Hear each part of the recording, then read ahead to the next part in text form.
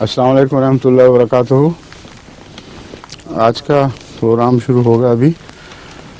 इससे पहले मैं एक जो प्रोग्राम अभी पीछे गुजरे हैं उनसे मुतल्लिक कुछ मैं अर्ज़ कर देना चाहता हूँ। मैं आ रहा था नमाज के लिए, तो रास्ते में मेरी बच्चियाँ वो ताज़ा प्रोग्राम जो पेश हो रहे थे वो देख रही थी। उनमें एक तो हम अहमदी बनात हैं वाली नज़म पढ़ी जा रही थी, उसके मुतल्लिक भी और उससे पहले भी जो नज़में पढ़ी जाती रही हैं उनमें मैंने महसूस किया है कि सजावट बहुत अच्छी होती है, लेकिन एक तो बहुत ज़्यादा सबको तना के खड़ा करते हैं। वो कि हरकत करनी भी अहमदी बच्चों के शियार के ख़िलाफ़ है। और दूसरा ये कि आवाज़ में नगमगी नहीं है, इल्ला माशाअल्लाह। वो समझते हैं म्यूज़िक बंद हो जाए तो नगमा भी बंद हो जाता है, आवाज़ में सोच भी नहीं होना चाहिए, उसकी तरज भी नहीं अच्छी निकलनी चाहिए। ऐसे प्रोग्रामों से पहले किसी ऐसे साहिब ज़ौक़ शख्स से नगमे की तरज निकलवानी चाहिए जिसको इस फ़न की महारत हो, जानता हो कि नगमा होता क्या है।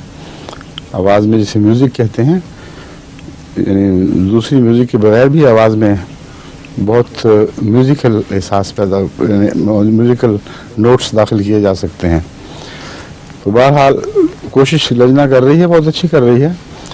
एक उसके बाद बच्ची आई थी, उसकी आवाज़ इस वक्त अच्छी थी, और लेकिन दूसरे मिसरे के जो दो शेरों में से जो पहला मिसरा उसको उठाते वक्त कुछ थोड़ी सी बेचारी कमज़ोरी दिखाई जाती थी, मगर अमूमन अच्छी प्यारी आवाज़ थी।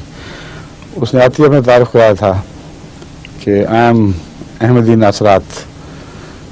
तो इनको बेचारों को ये भी नहीं पता कि नासरात जमा है, आई एम मेंबर ऑफ नासरात चाहिए था।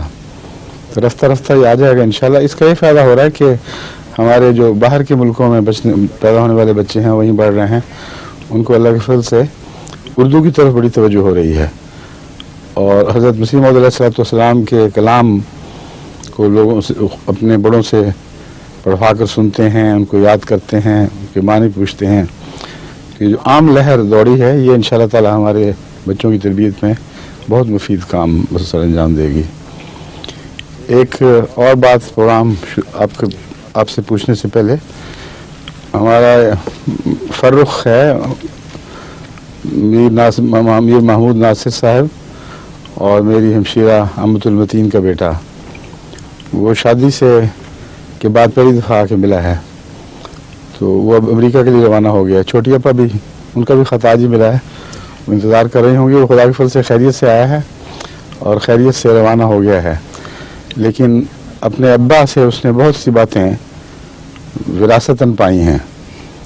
मसलन उसके अब्बा भी एक दफ़ा लंदन के लिए रवाना हो रहे थे तो पासपोर्ट पीछे भूल गए थे। तो अब ये एयरपोर्ट पर पहुँचा, अपनी सारी चीज़ें यहाँ भूल गया। वहाँ से फ़ोन आया और फ़ोन भी लतीफ़ा था कि चलो बाकी रात से ही मेरी चाबियाँ तो ज़रूर भेज दें। तो मैंने कहा जहाँ बाकी चाबियाँ जाएंगी वहाँ बाकी चीज़ें भी तो आ सकती हैं। भिजवा दी थी, पता नहीं मिली कि नहीं। शाम को एक दोस्त ने आना। अच्छा, शाम को इंशाल्लाह कोई दोस्त जा रहा है न्यूयॉर्क, उनके हाथ भेज देंगे। और एक और उसने लतीफ़ा ये किया कि आके मैंने पूछा क्या हाल था बेगम का, कहता गम की हालत में छोड़ के आया हूँ।